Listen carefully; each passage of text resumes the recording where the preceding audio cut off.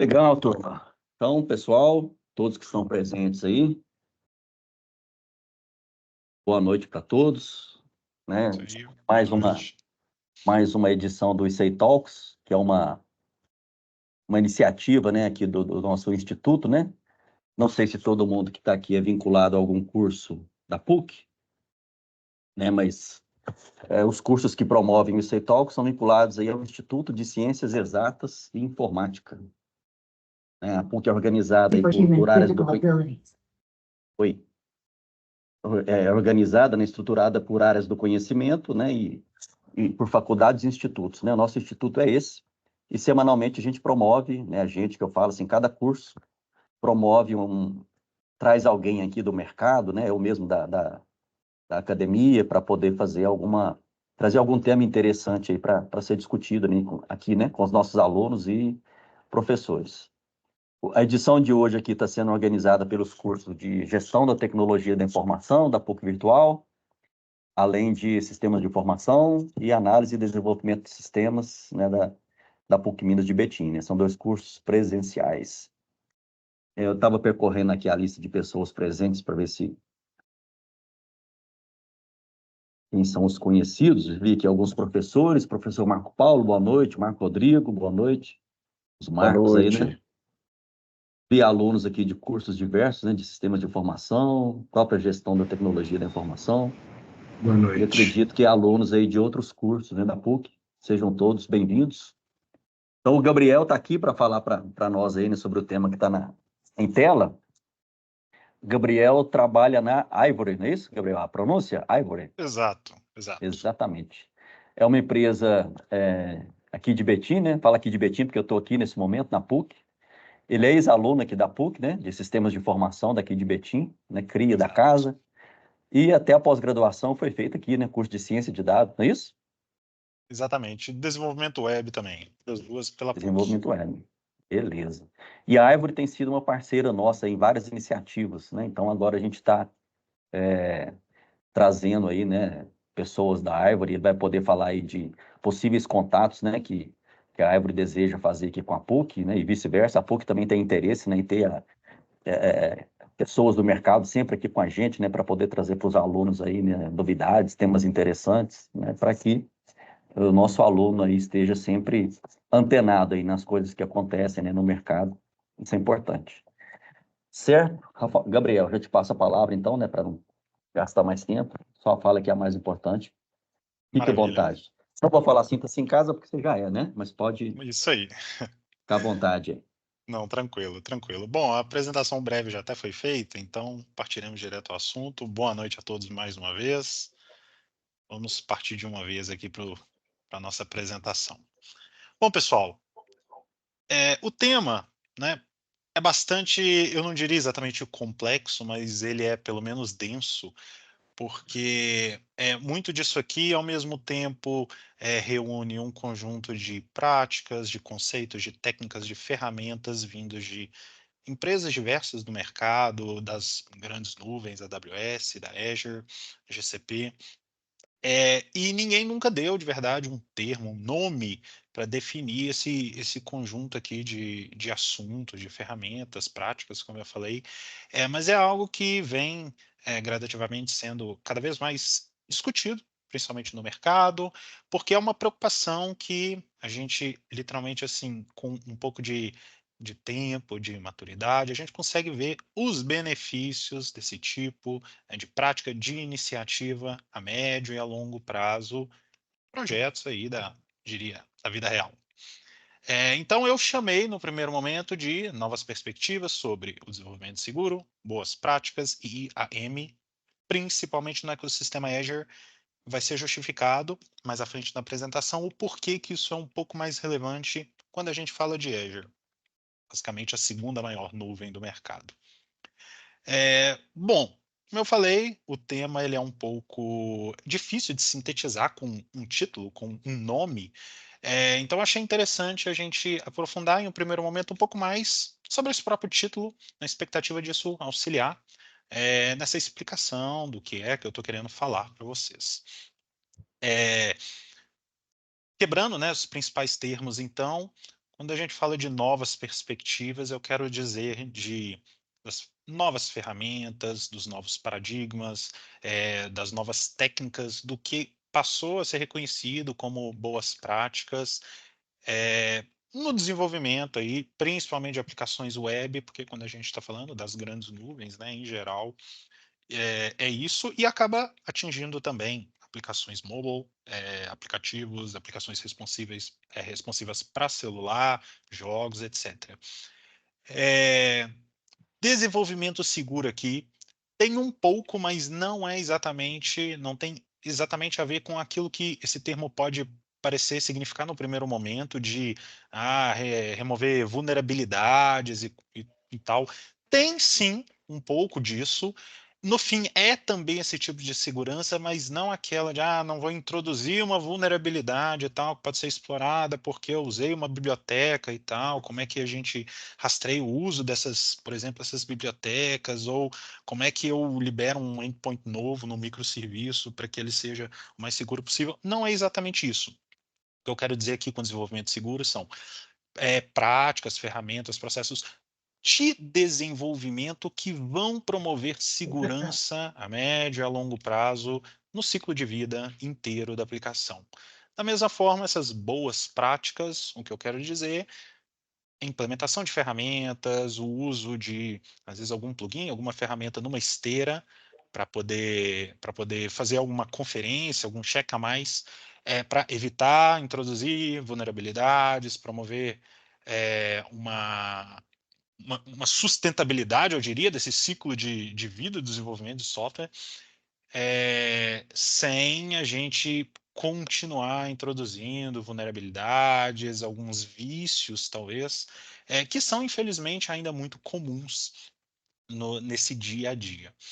IAM, conceito bastante interessante aqui, que também tangencia o assunto. Já posso explicar de uma vez o que eu quero dizer aqui. Tem a ver, também poderia ter sido utilizado o termo RBAC, ele é mencionado mais no fim da apresentação.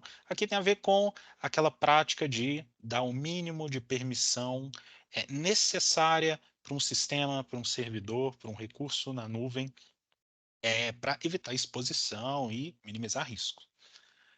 E também vou dedicar uma parte da apresentação para explicar para vocês o porquê que eu estou frisando um pouco mais em ecossistema Azure, mas em resumo, isso no fim nasce bom, fato de mercado. Não é que a Microsoft foi muito pioneira nisso, eu diria que é mais circunstancial. O AD, o atual Entra ID, é da Microsoft e ele viabiliza muito dessas coisas e facilita, permite essas novas práticas, essas novas ferramentas, coisa que infelizmente pela AWS, pela Google, no GCP, não tem essa tradição, não tem esse ecossistema tão forte, acaba nesse ponto específico engatinhando atrás aí do que a Microsoft vem conseguindo fazer. Bom, são aqui 4, talvez 5 termos apresentados no título, mas se eu tivesse que resumir algo que eu refleti depois, montando essa apresentação para vocês, achei interessante colocar aqui, eu diria que tem talvez duas palavras-chave que não entraram no título, mas que refletem bem esse conceito que eu quero compartilhar. A nível de processo, a gente está falando muito frequentemente aqui de maturidade, de conseguir identificar alguns problemas, alguns vícios, que por vezes pode até ser difícil explicar para um gestor, para um cliente, o porquê está sendo gasto certo tempo com aquilo, mas tem a ver com a expectativa de minimizar riscos, remover vulnerabilidades, mitigar essas vulnerabilidades a médio, a longo prazo. Então, isso é o que eu gosto de definir como ter maturidade nessa noção, né, do impacto que algumas decisões, principalmente início de projeto, podem ter. E a nível de tecnologia, principalmente, mais uma vez falando de Azure, o conceito-chave, a tecnologia-chave, em geral, gira em torno do que a Microsoft chama de Managed Identities. Vai ser explicado um pouco mais à frente também. Bom, onde isso tudo começou? Isso aqui é um exemplo que eu peguei. ainda que seja um projeto que não está, era um projeto interno, tem 2 aqui na verdade para ilustrar, da própria Ivory, projeto interno que não tem uso, não era de um cliente específico, mas ficou no nosso repositório, eu localizei, o assunto literalmente surgiu aqui por causa desses projetos, quando eu estava fazendo algumas avaliações, um deles estavam requisitando meio que ressuscitá-lo, vender de novo para um cliente, e aí eu observei isso aqui, do que ficou comitado lá para algum desenvolvedor, é, na, na branch develop, basicamente, né, a principal para esse projeto, connection strings, tokens, bom, informações sigilosas, ainda que seja um repositório privado, estava lá e, a não ser que exista todo um esforço para remover isso, ficaria para sempre. Num outro exemplo, foi removido esse projeto aqui, houve uma iniciativa que eu participei de preparar, de modernizar, porque era um projeto que estava guardado há muitos anos, um projeto muito antigo, e eu estava com a tarefa de ver a viabilidade, de preparar, de atualizar várias coisas, verificar questões de segurança, para tentar vendê-lo novamente. E aí uma coisa que eu peguei, eu resolvi, mas se vocês observarem lá em cima, ficou no histórico, pelo menos no primeiro momento, fica no histórico do repositório, coisas que um desenvolvedor lá para trás deixou, o usuário de um serviço SMTP para disparo de e-mail, uma connection string. Lá em cima, até curioso, os desenvolvedores na época, né, guardavam lá cada um com uma connection string naquele mesmo arquivo que ia para o repositório, apontando para o seu nome de base, a sua máquina, alguma particularidade ou outra, e aí cada um tirava o comentário ali para usar, para apontar corretamente para o banco local enquanto estava desenvolvendo, mas aquilo ali acabou subindo e, como eu disse, foi para o repositório, tinha até e-mail de cliente que acabou ficando, eu ocultei na linha 38, mas assim, é disso eu estou falando, esse tipo de prática que infelizmente ainda é corriqueira, às vezes por questão de prazo, por falta de um pouco de malícia também, infelizmente isso acontece, a gente acaba deixando, negligenciando, e isso fica talvez no histórico do repositório para sempre. Isso é só uma das faces que esse tipo de problema pode ter e do que esse conjunto de técnicas, ferramentas pretende ajudar a solucionar. Esse problema, ele é muito grande e ele perdura por tempo demais. A gente acha, eu trouxe aqui alguns exemplos para vocês, olhem só. O primeiro item lá em cima, uma pessoa que postou no Stack Overflow. Como é que eu poderia fazer, né, para impedir uma connection string de chegar no repositório, de ser comitada no repositório? Só funciona para mim, mas bom, repositório público. Como é que existe alguma forma de impedir que por engano isso seja feito? No segundo, e se já foi para o repositório, como é que faz para remover aquilo ali? Será que é possível? Ficou no histórico do commit, naquele arquivo app.settings? Será que tem como limpar o histórico sem apagar e começar o repositório do zero com apenas um commit? No terceiro, um exemplo correlato, não exatamente colocar, não, é sim, por enquanto, né, colocar a connection string de um repositório de um banco que está exposto na internet, no caso aqui um MongoDB, mas, bom, está exposto na internet. Eu vou trazer um exemplo para vocês aqui na frente de gente que sofreu ataques, invasão, perda de dados sigilosos, com minutos, talvez poucas horas depois que, sem querer, uma connection string, por exemplo, ou um secret, um token, foi colocado no repositório público. E repito que assim, o problema não se restringe a deixar esses dados serem expostos em repositórios de código públicos. Terão outros exemplos aqui para ilustrar isso. Aqui mais um que a pessoa levou na própria página de suporte do GitHub. Como é que faz? Coloquei um commit sem querer com as minhas credenciais de banco de dados. O que eu posso fazer agora? Um artigo super interessante que eu achei na Medium. O que acontece, né, se você postar um token da AWS para um recurso qualquer num repositório público. Aqui a pessoa ilustra que ela, sem querer, em 2017 fez isso, e aproximadamente 2 horas depois, é o terceiro parágrafo ilustrado, aproximadamente 2 horas depois, ela foi consultar o dashboard da conta dela, e viu que, bom, já tinha gente acessando ali, consumindo e vazando, rastreando os dados, com literalmente 2 horas depois de exposto. Tem gente que fica com um bot rastreando na internet procurando esse tipo de coisa. Isso literalmente é um risco. E aqui, pelo menos um exemplo, aquilo que eu falei que quando a gente fala de não deixar uma senha, um token, uma connection string vazar, às vezes não é a preocupação de isso alcançar um repositório público, porque, bom, no nosso dia a dia, numa fábrica de software, numa empresa que tem um produto, que tem um sistema, a gente não fica colocando código-fonte em repositório público. Mesmo assim, esse tipo de preocupação, esse tipo de risco, se a gente conseguisse resolver, conseguiríamos tratar outros cenários, como, por exemplo, este aqui. E um ex-funcionário, um ex-colaborador que saiu da empresa, o que, que ficou, o que, que ele teve acesso? Bom, existiu uma senha, existiu um token, existiu um secret, que a pessoa pode ter anotado no papel, salvo no bloco de notas, colocou no pendrive, mandou por e-mail. Como é que rastreia esse impacto, esse risco, até mesmo de gente que já nem mais trabalha na empresa? Mais uma vez, não estou falando nem de repositório público aqui. Um exemplo super antigo, tem, como eu estou dizendo, tem casos contemporâneos, recentes, mas tem também exemplos super antigos, como este de 1997, de um ex-funcionário da Forbes que estava sendo indiciado por sabotar os computadores. Isso aqui, se a gente for para pensar, tem a ver com esse mesmo assunto. Assim, o simples fato de uma senha, de um secret existir, já significa que, às vezes, um funcionário, às vezes, um colaborador, às vezes, um computador que ficou no notebook, ainda mais hoje em dia, né, com o trabalho remoto tão popular, às vezes, um notebook está na mochila que foi roubado e se alguém abrir e começar a vasculhar e ver, tentar alcançar bancos, serviços de arquivo, serviços de e-mail, com o que ficou salvo ali. Esse é o tipo de risco que a gente também está correndo com esse tipo eu diria, um pouco de falta de malícia que a gente muito frequentemente tem, com cuidado com essas credenciais.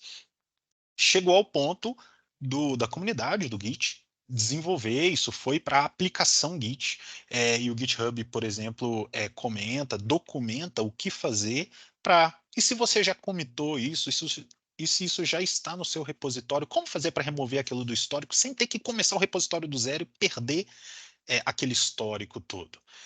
Então existe uma ferramenta, mas eles mesmos sugerem: faça um backup, faça com muito cuidado a operação, porque você está mexendo na trilha do código, do repositório, e o risco de perda de dados é relevante. Isso aqui se aplica até mesmo a repositórios privados. Um comentário interessante que tem nessa mesma página, eles dizem que depois de efetuar esse push, de levar esse código, esse commit para o GitHub, você deverá ou deveria considerar todos os dados confidenciais que foram naquele commit como comprometidos. Se tiver feito commit de uma senha, por exemplo, você deverá alterá-la, deveria alterá-la. Se tiver sido uma chave, gere outra. Tem exemplos de gente, como eu já disse, que com 1, 2 horas, teve até um citado aqui, né, já estava sendo comprometido. Aqui um exemplo até um pouco diferente, mas que, mais uma vez, tem a mesma origem ali talvez desse mau cuidado com essas credenciais, ou do que a tecnologia está impondo também, né, dela, de precisar cuidar disso. Esse aqui foi um caso, olha só o que a pessoa está dizendo. Ela tinha sido contratado, foi o primeiro dia como desenvolvedor numa empresa, já não era mais estágio após a universidade. Ela recebeu um documento detalhando como preparar um ambiente de desenvolvimento que consistia em rodar um script para preparar o banco de dados ali do desenvolvimento local, com alguns dados de exemplo. Após rodar o comando, ela deveria ter pegado a URL, usuário e senha do comando para configurar, né, o Visual Studio, configurar a máquina, o ambiente de desenvolvimento, para apontar para aquela base local. Só que ela, sem querer, é o fim aqui do segundo parágrafo, ela, sem querer, copiou os dados que estavam naquele documento, talvez um PDF, uma apresentação de slides, e por algum motivo o pessoal colocou os dados de produção naquele documento. A pessoa, sem saber, rodou a aplicação, digitou o que estava no documento, rodou a aplicação, existia uma rotina ali que fazia uma limpeza de dados, e isso foi contra o banco de produção e acabou causando a perda de dados, e aquela comenta que estava sendo, ela foi demitida logo no primeiro dia, e estavam ameaçando envolver o setor jurídico e tal, mas assim, olhem só, claro, houve um pouco de inocência até do pessoal, não deveria ter colocado dados produtivos num documento sendo compartilhado com gente que acabou de entrar na empresa. Isso é óbvio. Mas percebam que é um cuidado que a gente tem que ter o tempo inteiro com essas credenciais, com essas senhas, não só em comitar, em deixar isso vazar, não só numa pessoa que sai da empresa, o que será que ficou de lastro na mão dela, será que a pessoa pode tentar sabotar? É raríssimo, nunca aconteceu aqui, mas, bom, é um risco que o ideal seria que a gente sequer tivesse exposto a ele. E, mais uma vez, tem origem nessa mesma dificuldade natural que a gente tem pela variação aí de tecnologias e tal, de cuidar dessas credenciais. Isso não acontece só com empresa pequena. Olha só o que eu localizei. Em 2012, isso aconteceu literalmente com a AWS, com a maior nuvem do mercado, numa rotina qualquer, deixaram sem querer, apontando para o ambiente produtivo, aquilo ali bateu nesse serviço de load balancing, de balanceamento de carga, e saiu apagando dados produtivos, provavelmente configurações, de um monte de clientes da AWS. Isso porque tem uma connection string ou um secret, uma senha, para um ambiente de desenvolvimento, para um ambiente de homologação, e aí tem também Terraform que fica gerando e derrubando esses ambientes o tempo inteiro. Olha como é que fica muito mais complexo gerir esse tanto de coisa, e o risco que a gente começa a incidir pela simples existência desse tipo de preocupação, pelo esse tipo de informação sensível, que são essas credenciais. O ponto é, hoje em dia, a AWS, o ideal, obviamente, né, pessoal, é não confiar nesse tipo de coisa, mas chegou ao ponto da AWS fechar um tipo de, eu diria, parceria com o GitHub. Cada vez que a gente comita um código qualquer lá em um repositório público, existe um bot que automaticamente faz a validação daquele código, e se for detectado, por exemplo, lá um secret que permite alcançar um serviço de armazenamento de arquivos da AWS, a pessoa nem fica sabendo. A AWS é avisada de forma automática pelo GitHub, aquele secret é invalidado e a pessoa só é notificada, né, de que ela vai precisar gerar um outro e tal. Beleza, ajuda a minimizar a exposição aqui, pelo menos essa invalidação do token é automática, mas pensem só, imagina um cenário onde uma aplicação já está em produção, literalmente tem gente trabalhando, dependendo, empresa, dependendo daquela aplicação estar no ar, e numa operação ali de suporte, talvez, um dia a dia, uma coisa talvez mais corriqueira, o desenvolvedor, sem querer, vai lá e comita aquela senha, aquele secret, e aquilo alcança o repositório. Nisso, o GitHub vai avisar a AWS que vai rescindir aquele token. Minutos depois você já tem uma aplicação parada em produção, porque em cima da hora você vai ter que correr atrás de ver, pô, o que aconteceu, sala de crise, aquela confusão, por que parou, até descobrir que é porque o token foi invalidado, mas por que ele foi invalidado? Ah, é porque alguém comitou sem querer. Beleza, como é que gera outro? Primeira pergunta. Segunda, onde tem que trocar? Onde esse secret, essa senha, esse token existia para a gente restabelecer o serviço e colocar essa aplicação no ar de novo, enquanto a aplicação está parada? Isso aqui, por um lado, ajuda, por outro lado, traz também um risco gigantesco de você ter uma parada em produção, e eu não estou nem falando de uma aplicação que ainda está em desenvolvimento e tal. É mais uma forma, né, de ilustrar esse tipo de problema que não ter essas práticas, não usar essas novas ferramentas, não ter esse cuidado com esse desenvolvimento seguro, aí sim o significado de desenvolvimento seguro no contexto dessa apresentação, esse é o tipo de risco que a gente fica sujeito. Bom, então, retomando o título, né, acho que principalmente esses dois itens aqui, 2 ou 3 itens, ficaram um pouco mais claros com esses exemplos. O do IAM, repito, é um incremento nisso tudo, o de toda vez que você for dar uma permissão, que seja o mínimo possível, o mínimo necessário para a aplicação funcionar. E aí a gente, né, consegue caminhar o mais próximo possível rumo a esse cenário onde esse tipo de risco já não vai existir. Continuando aqui, para a gente desdobrar dos outros dois conceitos, do porquê, que novas perspectivas, que novas práticas, que novas técnicas são essas, e por que no ecossistema Azure, por que eu estou batendo tanto nessa tecla de ecossistema Azure. Olha que interessante, numa ferramenta, num portal chamado Gig Guardian, olha o que eles recomendam como prática. A recomendação que a gente faz para todos os usuários: prevenção é sempre melhor do que remediar. Qual que é a ideia? É melhor você talvez ter um processo ali durante o desenvolvimento de avaliação de pull requests, de treinamento dos desenvolvedores e tal, do que você ter um plano de contingência para quando aquela senha vazar. É óbvio, o melhor problema não sequer acontecer do que você esperar ele acontecer e ter como apagar o fogo, mas depois que o fogo já começou.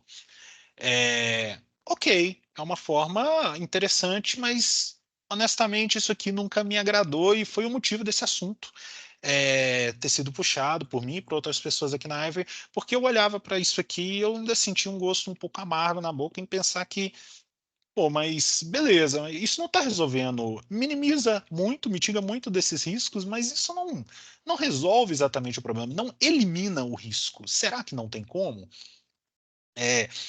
Trouxe aqui para vocês o porquê, né, de eu ainda assim não confiar em algumas ferramentas e alguns princípios apenas. Isso é uma pesquisa até razoavelmente recente, pouco mais de um ano atrás apenas, feita no GitHub. 10 milhões de credenciais encontradas lá no GitHub, algumas devem ter inspirado projetos antigos e tal, mas assim, é um volume gigantesco que aumenta ao longo do tempo desse tipo de informação sensível vazando, e aqui eu estou falando exclusivamente de repositórios públicos. Bom, a maioria, né, 80%, é o que é citado na imagem mais abaixo, nesse trecho mais abaixo, informações de empresas, são informações literalmente sensíveis e produtivas de empresa que depende disso e depende do sigilo daquelas informações.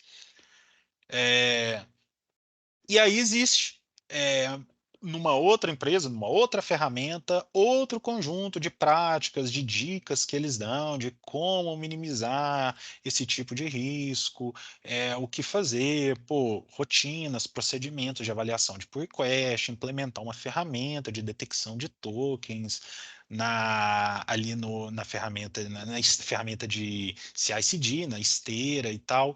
Mas eu repito para vocês, eu sempre olhei isso aqui e me deixava um pouco desconfortável em pensar que, assim, será que isso é preciso de verdade?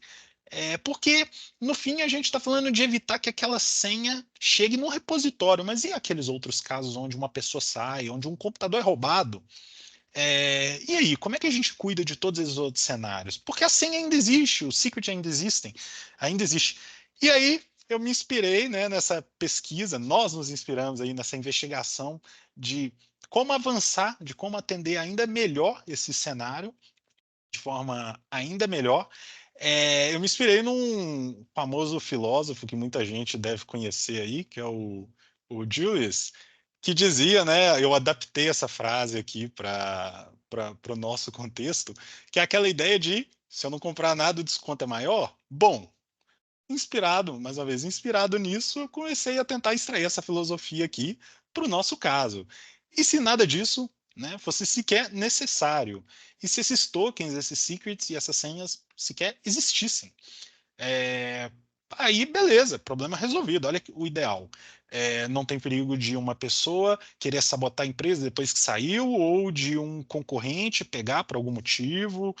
Bom, nem cenários absurdos e hipotéticos a gente teria como imaginar, porque esse tipo de informação privilegiada nem existe.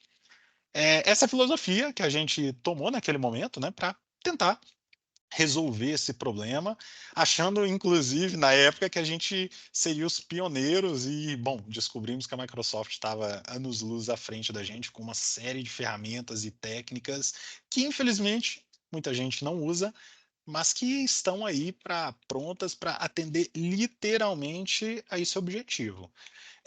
Curiosamente, quando eu comecei, trouxe até um trechinho aqui do e-mail que eu troquei com principalmente o professor Alisson e mais algumas pessoas da PUC, quando a gente estava discutindo sobre esse assunto, dessa conversa.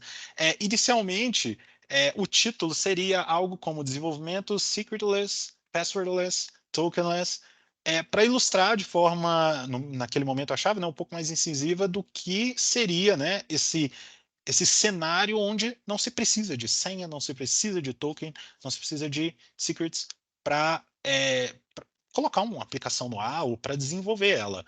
Mas eu achei melhor expandir um pouco isso para poder ilustrar que não é, nem sempre isso é possível, são ferramentas diferentes, às vezes a gente está falando de um serviço de e-mail, às vezes é um serviço de arquivos, um barramento, fila, tópicos, às vezes é um microserviço alcançando o outro, são ferramentas muito diferentes, bibliotecas muito diferentes, frameworks diferentes, cada um acaba tendo sua particularidade, sua necessidade. A própria Microsoft tenta implementar isso em todos os recursos da Azure, mas em alguns casos é muito complicado, é muito complexo, é uma ferramenta muito mais antiga, já está feita e um pouco mais engessada, então acaba sendo difícil implementar, mas eles tentam.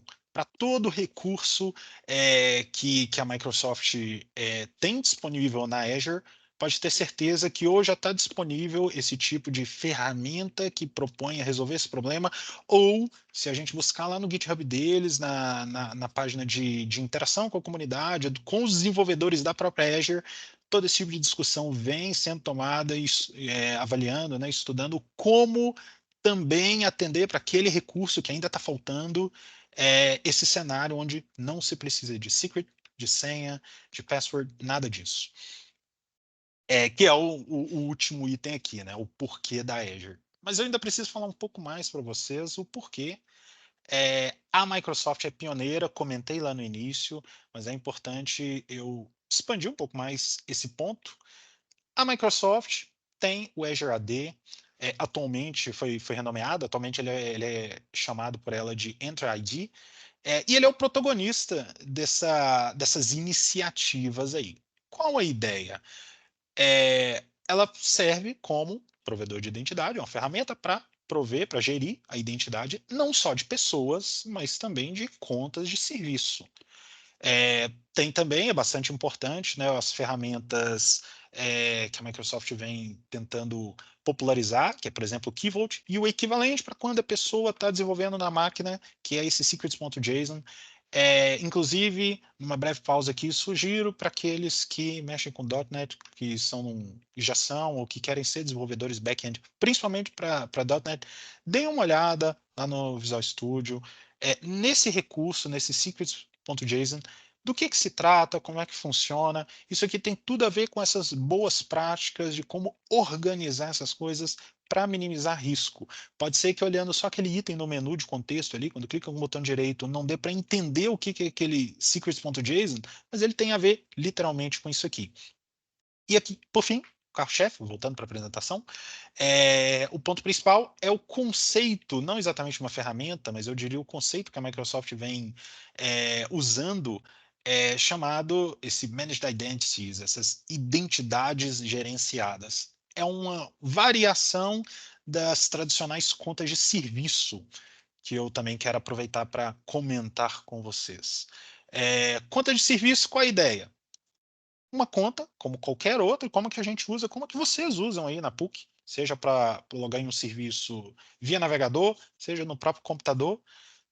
A conta de serviço é uma conta como seria de qualquer outra pessoa, a diferença é que ela foi criada com o propósito de estar numa máquina, estar num app service, num microserviço, um recurso qualquer, porque uma aplicação precisa usar aquela máquina, aquele servidor, aquele recurso, para a solução inteira estar de pé. O ponto-chave aqui é que, tradicionalmente, essas contas de serviço são literalmente como contas de usuário comum. Existe um usuário e senha. Ainda que seja um analista de rede que vá pegar essa conta e digitar no servidor para preparar um ambiente, alguma coisa assim, e que essa senha, não sei lá, não vai ser memorizada e tal, de alguma forma talvez ela seja documentada, se tiver que resetar ela tem que saber onde trocar, onde ela foi inserida. Essa senha ainda existe, então aqui a gente volta naquele ponto lá do início de ainda existe algum risco. Se essa senha existe, mesmo que seja um analista de rede que criou o recurso, que criou aquela conta, e se essa pessoa, de repente, pegar aquele usuário e senha, sentar num outro computador ali e logar numa máquina e começar a fazer alguma coisa com aquele usuário e senha? Talvez aquela conta tenha, inclusive, permissões mais elevadas na rede, porque a aplicação precisava, mas é aquele analista de rede ou alguém que teve acesso através da máquina dele, por exemplo, que está com más intenções de usar aquilo ali para alguma coisa indevida. Se existe senha, existe risco. E é aqui que a Microsoft lançou esse conceito, esse recurso novo do Managed Identities. Ele vem para resolver isso. Antes de detalhar um pouquinho ele, acho que já começa a ficar um pouco mais claro esse caminho, né? Eu gosto de definir como essa evolução que a gente pode tentar promover nas nossas aplicações, nos nossos projetos, que parte de um cenário onde a gente tem várias senhas, vários tokens, vários secrets e um risco gigantesco de cuidar disso, de não deixar isso ser exposto e ver como é que substitui, onde substituir quando isso tiver que ser resetado por algum motivo. A gente pode evoluir para um nível intermediário onde a gente tem contas de serviço de forma muito mais organizada e também, óbvio, aqueles procedimentos que as empresas lá de entrega contínua e etc. sugerem, de estabelecer essas rotinas, de fomentar esse cuidado nos desenvolvedores, da importância de não deixar vazar essas credenciais por qualquer motivo, de proteger isso ao máximo. Mas o ideal, aquilo que a Microsoft defende, é de um cenário onde essa informação sequer existe. Na prática, para ilustrar para vocês, infelizmente o tempo não permite, apesar de eu até ter conteúdo para ilustrar como é que isso funciona com vários dos principais recursos da Azure, eu decidi pegar o principal aqui, o mais famoso, o que provavelmente, né, quase toda aplicação vai ter, que é de alcançar um banco de dados. Acho que vai ser uma forma interessante de ilustrar para vocês isto aqui na prática. Jeito antigo, uma connection string para um banco SQL Server, da forma, eu estou chamando, tá, pessoal, de antiga, esse padrão ainda é bastante comum. A connection string vai ter o endereço do servidor, o nome da base, usuário e senha. Obviamente, acho que já falei o suficiente aqui do porquê, dos riscos disso. Ideal seria se sequer existisse. Como é que a gente consegue melhorar um pouquinho?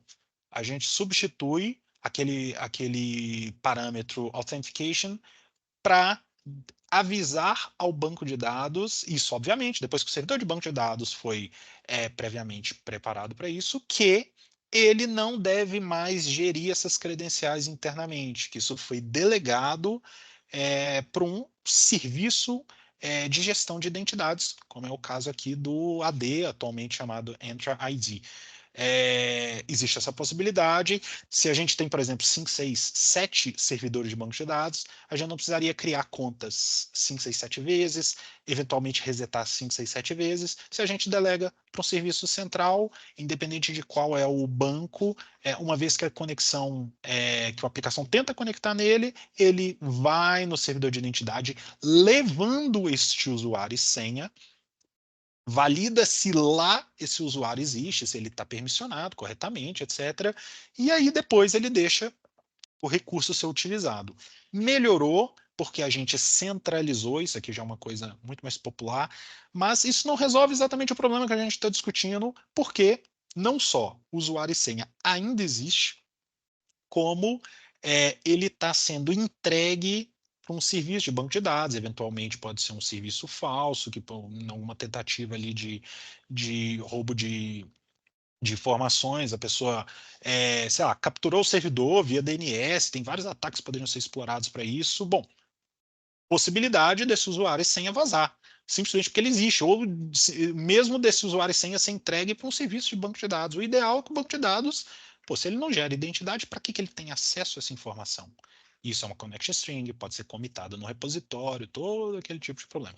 Como é que a gente melhora isso ainda mais? forma que a Microsoft já implementou plenamente há muitos anos, a gente só usa muito pouco. A gente consegue passar do formato de autenticação, que é o Active Directory Password, para o Integrated. Qual é a ideia dele? Aquele serviço, uma aplicação, uma API, por exemplo, um microserviço, está rodando, vamos dizer, numa máquina com Windows Server. Existe um usuário que carregou aquela aplicação. Aquele usuário já autenticou, seja uma pessoa que digitou usuário e senha naquela telinha inicial do servidor, seja uma conta de serviço, ainda ilustrando aqui como uma conta de serviço tradicional, seja uma conta de serviço, bom, teve um analista de rede que ao configurar aquele serviço naquela máquina, ele já fez o login, ele já colocou o usuário e senha, falando que aquela API, que aquelas DLLs vão ser carregadas com aquele usuário. É aquele usuário responsável perante o sistema operacional para executar a aplicação. Então, se o sistema operacional já validou, já aprovou a autenticação e tal, e inclusive carregou uma aplicação, por que não usar essa autenticação, eu diria, implícita, que o usuário que está usando a aplicação já tem? Essa é a ideia aqui de a aplicação pedir ao sistema operacional, por isso esse integrated, ela pede ao sistema operacional, digamos aqui, uma cópia daquele token que já passou, que esse token que eu quero dizer aqui é pós-autenticação, pós-entrega do usuário e senha, deu certo, toma esse token que vai durar, sei lá, 1 hora. Pô, se ele já foi entregue para o sistema operacional, que ele seja compartilhado com a aplicação também. Não é exatamente assim que funciona, mas isso ilustra de forma adequada a ideia.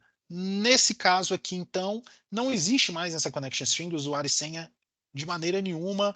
Eventualmente, isso poderia ser, inclusive, literalmente colocado no código, comitado, porque, olha só, acabou-se a preocupação de, pelo menos na connection string, aquelas credenciais vazarem.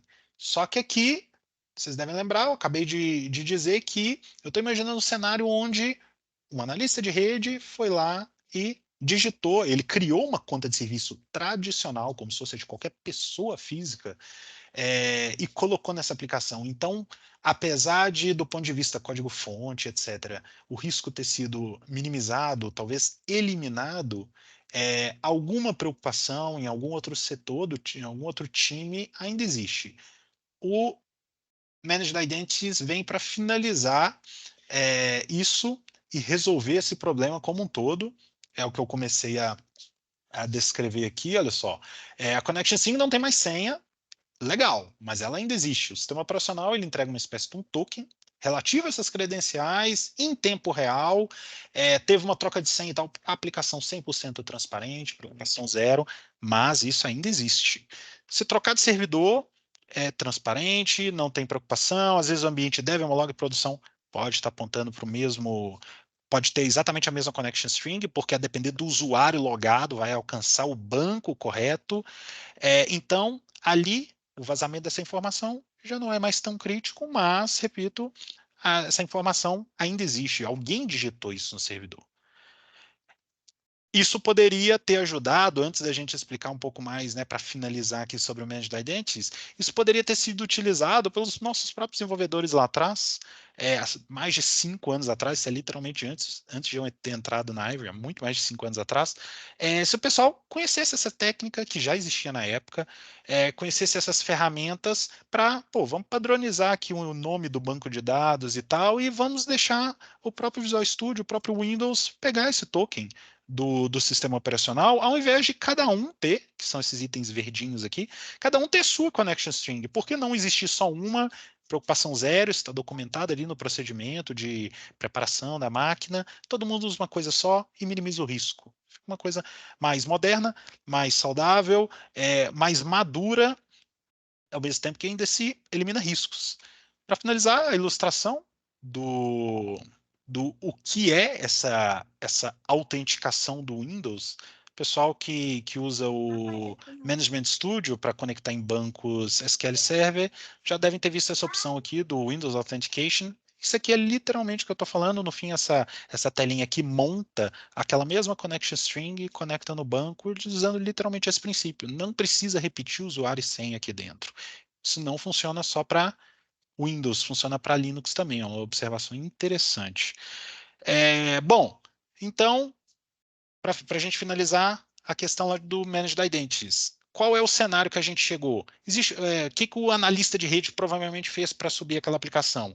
Ele foi lá, criou uma conta de serviço que tem usuário e senha para, por exemplo, um servidor de arquivos. O serviço foi para um ar.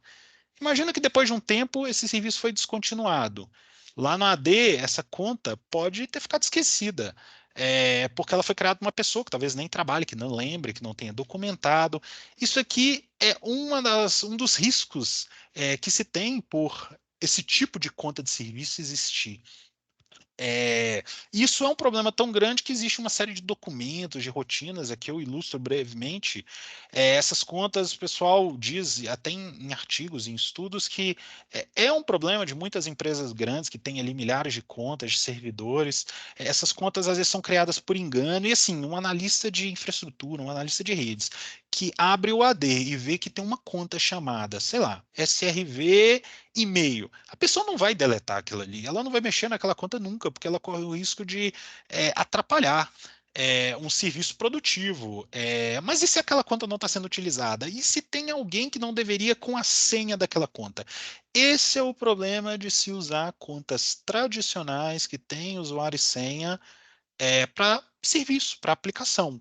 A gente eliminou uma série de riscos lá atrás relacionados a código-fonte, ao próprio desenvolvedor, mas quando a gente começa a enxergar para o time de infraestrutura, esse tipo de problema persiste de certa forma.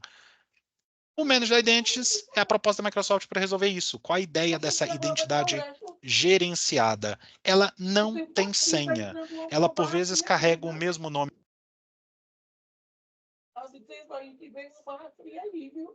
Mas o meu é só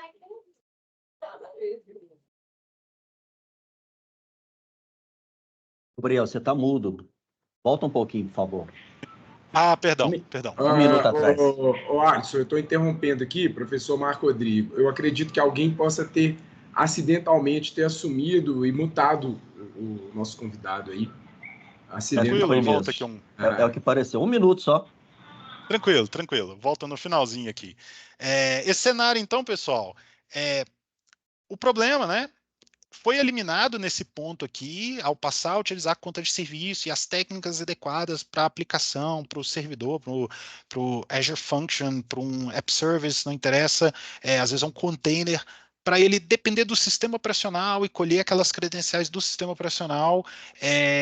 A gente elimina uma série de problemas, já não tem mais connection strings, já não tem mais tokens, já não tem mais secrets, que possam ser expostos a nível de código, na mão do desenvolvedor, para nenhum ambiente e tal.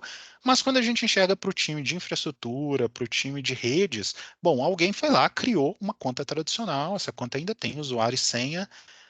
Esse é eu diria assim, ó, a última cartada para eliminar o problema como um todo que a Microsoft propôs, mais uma vez, utilizando ali o ecossistema dela, o Azure AD. Qual foi a ideia deles? Se eu preciso de uma conta que vai ser de um container, por exemplo, ou de um servidor para rodar uma aplicação, para ela alcançar banco de dados, serviço de e-mail, servidor de arquivos e tal. Bom, aquela conta ela foi criada exclusivamente para aquela máquina, ou para aquele container, ou para aquela Azure Function, para ela alcançar, para a aplicação que está ali dentro, alcançar os recursos que precisa.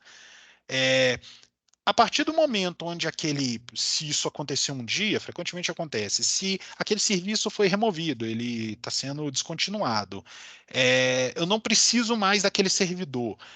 Para que aquela conta, então, precisa continuar existindo? A Microsoft ajuda a juntar essas coisas todas, quando dentro da Azure, obviamente, criando essa conta gerenciada por eles. Cria-se a técnica do Managed Identities. Por fim, então, consiste em criar uma conta de serviço automática que não tem senha, literalmente não existe, ela não serve para logar no Windows, ela só serve para ser injetada pela Microsoft num container, numa Azure Function, num App Service, numa VM, para que o que esteja ali dentro, para a aplicação ali dentro, por exemplo, daquela máquina virtual, use para alcançar os recursos. Apaguei aquela máquina, se um dia eu precisar, a conta é deletada automaticamente, eu permissiono a partir do ponto de vista daquele recurso que consome outros, e aí sim a gente chega no cenário onde a gente removeu, né, por completo a existência dessa credencial, seja um secret, seja uma senha, seja um token. E aí conseguimos começar a alcançar o cenário idealizado pela Microsoft desse tipo de informação não existir. Repito, como eu disse bem lá no início, que IAM e RBAC complementa todo esse processo, toda essa rotina, essa prática, a partir do momento onde ela viabiliza atender esse princípio do menor privilégio. Se uma conta só precisa acessar os dados, não vai precisar gravar, que não seja dado. Se uma outra conta, que é de uma outra máquina, só precisa escrever no banco de dados, por exemplo, não precisa ler nada, que ela só tenha aquelas permissões. Pode ter uma conta que precisa dar outras permissões, mas não ver dados, que seja isso. Isso complementa e deixa todo esse processo ainda mais robusto e seguro. Bom, acho que deu para falar tudo aí, ainda dentro do tempo. Alguém tem alguma pergunta, algum comentário? Esse é o momento. Gabriel, muito obrigado aí pela sua apresentação. Um tema Disposição. realmente cheio de novidades aí, né? Muita coisa que eu, pelo menos, não sabia. Interessante, né? Como é que o tema segurança ele é recorrente, né? Quase tudo que a gente toca, que a gente fala em tecnologia da informação, a segurança é um tema que aparece. E a gente vê que não existe segurança perfeita, né? A gente está sempre em busca de encontrar o próximo passo para ter mais segurança e tem alguém correndo atrás ali para correr atrás de quebrar aquilo ali. Nunca vai ter uma reta final nessa corrida, né? Perfeito. Perfeito, é isso aí. Inclusive, né, acho que é o ponto-chave aqui, já tem no mercado aí algumas disponíveis já há 10 anos, técnicas, ferramentas, bibliotecas, que eu entendo, né? O volume é muito grande, é difícil a gente acompanhar, mas por vezes falta tempo, falta noção, falta o conhecimento de saber que isso existe, do porquê, qual a preocupação, qual a vantagem, até para justificar para um gerente, para um cliente, do porquê a gente precisa de tempo, agora já olhando aqui para o nosso dia a dia, do porquê a gente precisa de tempo para poder cuidar desse tipo de coisa e eliminar risco. É um pouco complicado, né? Justificar, pô, mas se nunca aconteceu, por que eu tenho que me preocupar? Pô, nunca aconteceu porque a gente sempre cuidou disso. Mas para esse histórico saudável continuar existindo, a gente precisa continuar tendo tempo para cuidar, para ser maduros, refletir sobre o processo e aparar todas essas arestas aí, mantendo o processo de desenvolvimento de software seguro. É isso. Pessoal, temos um espaço aberto aqui agora para perguntas, comentários. Se alguém quiser fazer alguma pergunta aí, só levantar a mão ou já pode abrir o microfone. Alguém gostaria de alguma pergunta para o Gabriel?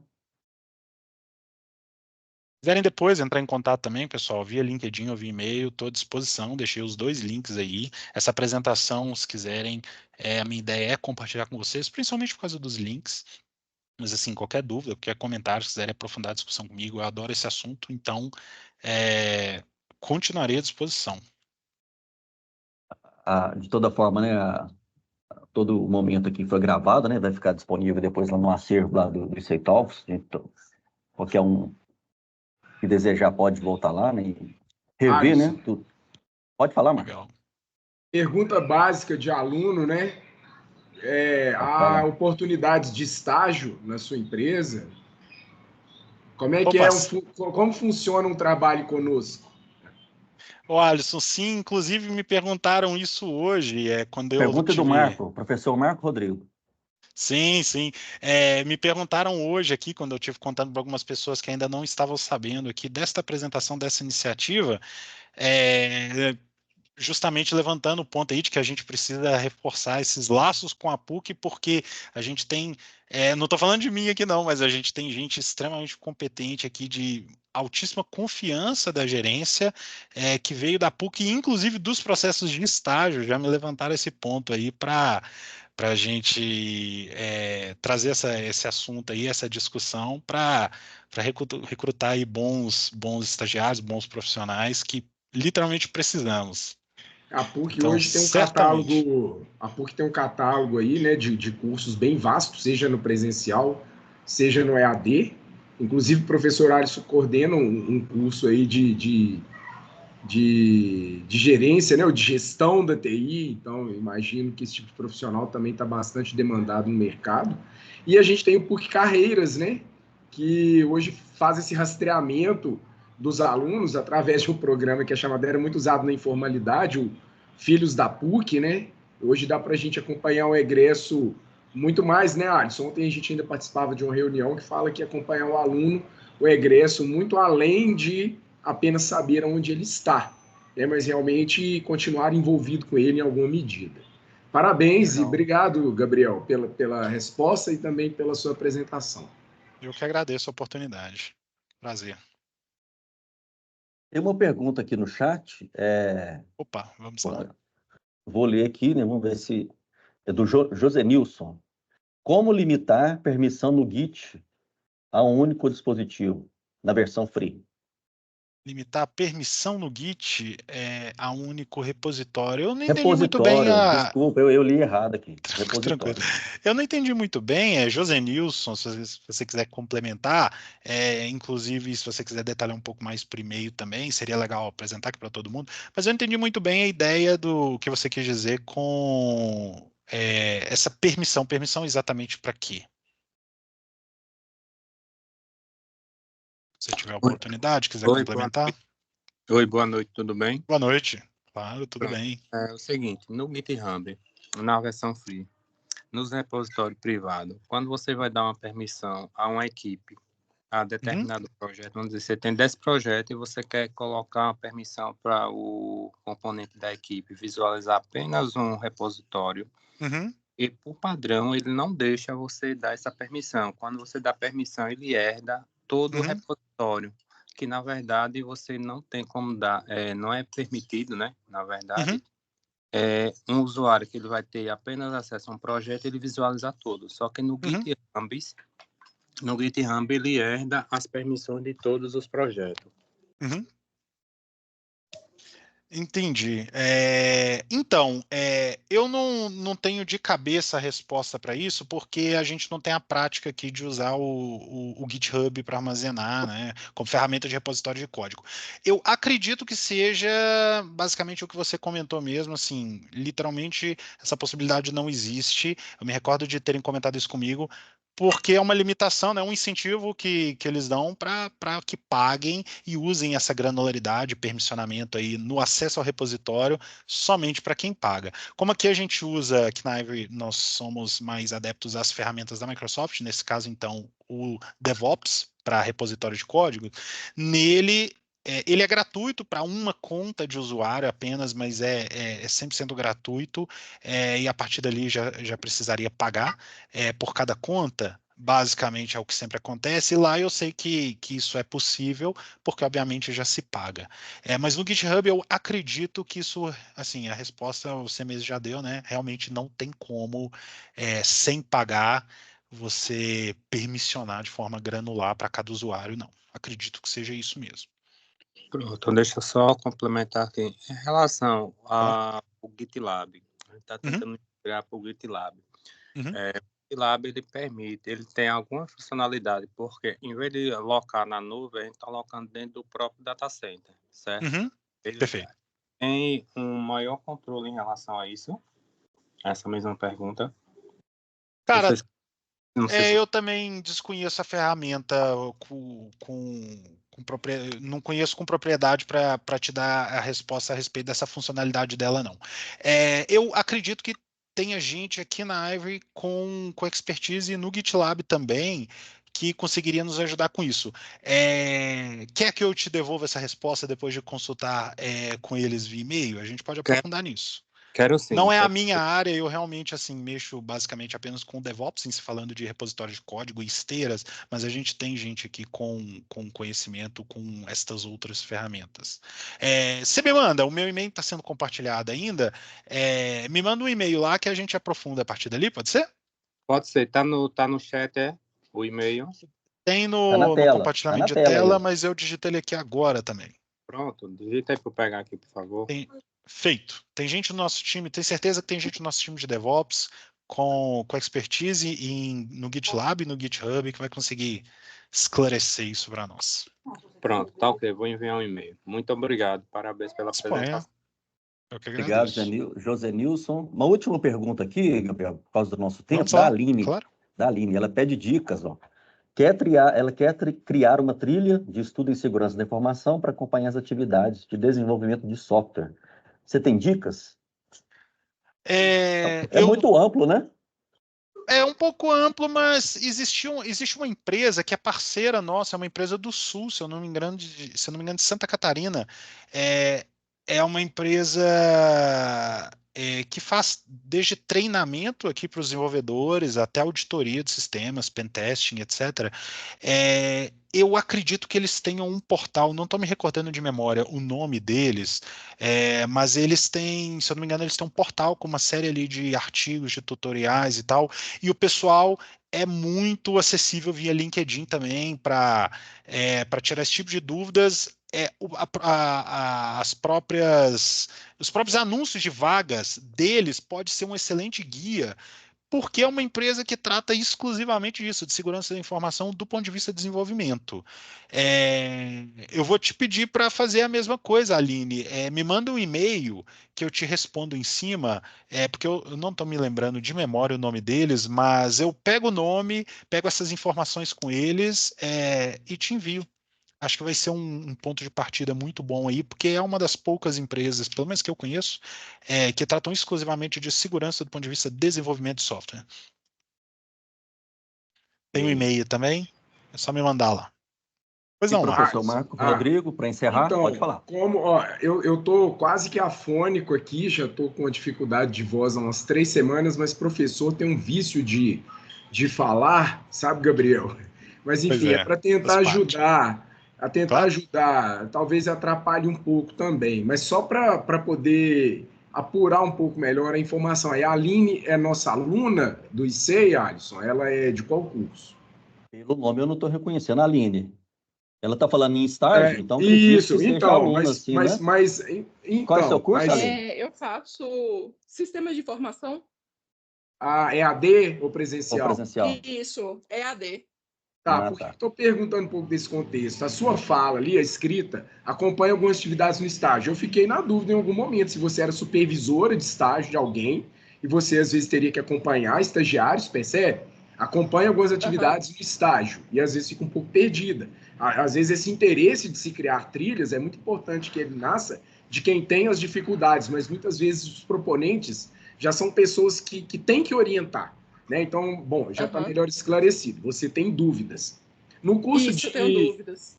No curso de GTI, por exemplo, Gestão da Tecnologia da Informação, tem pelo menos 2 microfundamentos que cuidam de segurança. Um no primeiro eixo, que é Fundamentos da Segurança da Informação, e um no quinto eixo, que é Gestão da Segurança da Informação. Um professor criador de conteúdo que produziu o microfundamento, né, Alisson, que interagiu mais diretamente com ele, é um ex-aluno nosso sistema de formação e ele tem cargo de destaque dentro da nossa GTI, que é a Gerência de Tecnologia da Informação da PUC, de tudo que a nossa mantenedora tem, né, os colégios, a rede de comunicação, que se chama Rafael. Eu acredito que somando ao Rafael e também ao Gabriel, que vai conseguir apurar algumas coisas lá, você vai conseguir um direcionamento bem consistente, né? Juntando assim esses 2 esforços. Eu acho que o Alisson é que consegue o contato do Rafael aí melhor também, depois pode tentar juntar essas 2 iniciativas aí. Bom, não sei, queria ajudar um pouco. Aline, para te ajudar nisso que ele está falando, vou Muito deixar obrigada. também o meu e-mail aí no chat. Você pode me mandar o e-mail também, eu verifico com o Rafael essa possibilidade de contato aí. Tá joia. Muitíssimo obrigada, viu? Ó, você ia sair com um e-mail, já vai sair com 2, ó, tá no lucro, hein? Maravilha. Pessoal, então eu queria agradecer aqui para a gente finalizar, né? A gente precisa encerrar por causa do tempo. Agradecer ao Gabriel aí, né? A equipe da Ivory. Como o Gabriel disse aí em algum momento, né? A gente vai ter a oportunidade de trazer mais gente aqui, não só da Ivory, né? Mas de outras instituições aí do mercado para discutir outros temas. Eventualmente até o Gabriel de novo, né, Gabriel? Para falar desse tema ou de outros aí. Pois Né? é, certamente. Agradeço o Gabriel, agradeço a todo mundo que esteve aqui presente. Pessoal, vocês tenham todos aí uma boa noite, né, e a gente se encontra em algum momento aí. Valeu, pessoal. Muito obrigado, boa noite, pessoal. Obrigada, boa noite.